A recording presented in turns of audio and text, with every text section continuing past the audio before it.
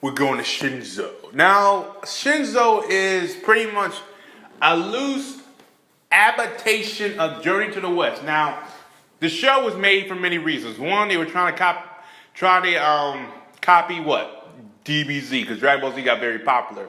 Again, now I could be wrong with it, but Disney XD had the same mindset of trying to get that DBZ flavor money. Because Cartoon Network, say what you want, back in the day, they were getting that DBZ money. They were killing it, and this show, Shinzo, was trying to capitalize on that. Saban had the right idea, but again, the show wasn't well executed enough. And then again, the show aired on Fox Kids, which was dying at the time. Then they moved it to Toon Disney, which, I mean, the moving and the schedule was kind of bad for it. But back to this show. Motherfucking show. Shinzo. The characters, well, the main characters in here, Yakumo. Yeah, that's her name, Yakumo. I almost call her Kagome in one of my other videos, but I forgot. So anyway, her name is Yakumo. She was the only human character alive in the world of Shinzo. Her goal is to go to Shinzo and find the rest of the humans, because it believed in this world they all been eradicated, or they all were extinct per se, like dinosaurs. And now creatures, demon-like beings roam the earth. And every time they see a human, like, oh my God, it's a human. Oh, it's a human. It's the evil humans, and that type of, way. Because every time Kagome went to another city, that's pretty much how it went down. Now, Kagome meets Mushamaru. Mushamra. Now, Mushamra. Now, they call him Mushamra. I always call him Mushamaru. Now, y'all guys can correct me down there below, but he is a ex-celestial guardian and the main protagonist of the series. He is a human type fire-based. He's pretty much, you know what, screw this. He has a fire-based type of power, and he also has, he could transform into this armor type, Ronin warrior, flaming dude with a staff that had blades coming out of it. That's the best way to describe him, because every time I look at him, I'm like, Ronin warriors are the way. Which I need to do a video on that down the road. Future video. Also like, subscribe. Thank you. Then you have Songo, which was voiced by the great Steve Bloom, and Steve Bloom does Steve Bloom. I bet Steve Bloom was doing recording for Digimon Tamers. Saban's like, oh, Steve. He's like, yeah. Where are you going? I gotta go do voices for Tom. Who the fuck is Tom? For Tanami. Oh, that show on Cartoon Network. Well, yeah, the block and stuff. Yeah, they air Dragon Ball Z, right? Yeah. Oh, yeah. Guess what? We have a show similar to Dragon Ball Z. Oh, really? Cool. We want you to play one of the characters. Oh, great, solid. My show might be popular like Dragon Ball Z. That's probably what he thought in his back of his mind. I'm sorry, Steve. This wasn't going to be it. And then Kuta.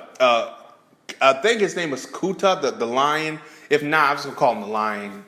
Keita. Oh, Keita. Was it Keita? No, it's not Keita. Katuya? I think it was Katuya. But I can't bloody fucking remember. But the lion, which he's voiced by Bob Pattenbrook. You might know his son. What's his son name? Brian Pattenbrook. I think his name Brian Pattenbrook.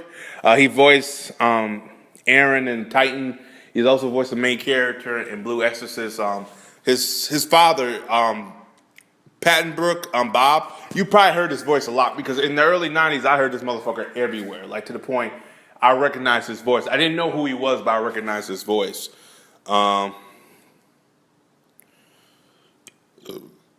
Excuse me, y'all. Then it's Mushamaru is the fusion version of Sango, Mushra, and the lion. That's who Mushamaru is. I thought I knew the name. Fuck, I was right. But anyway, Mushamaru is the fusion version of them. This guy is a fucking beast. it did kind of confuse me with the show because I kind of went back and rewatch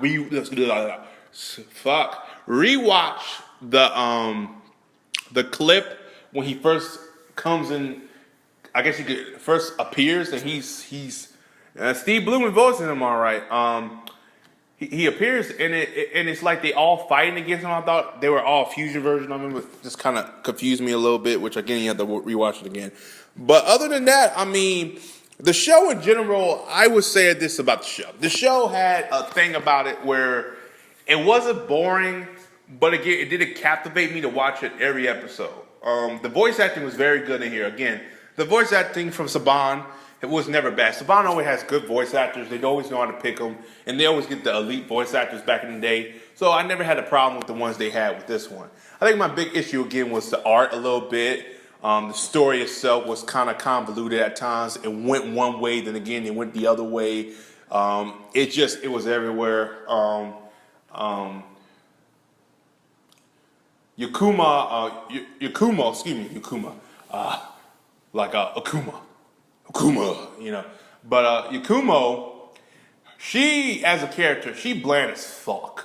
She is one of the most bland as fuck. I remember when Mushra killed a being and she slapped him for killing somebody, but he was protecting her and she slapped him.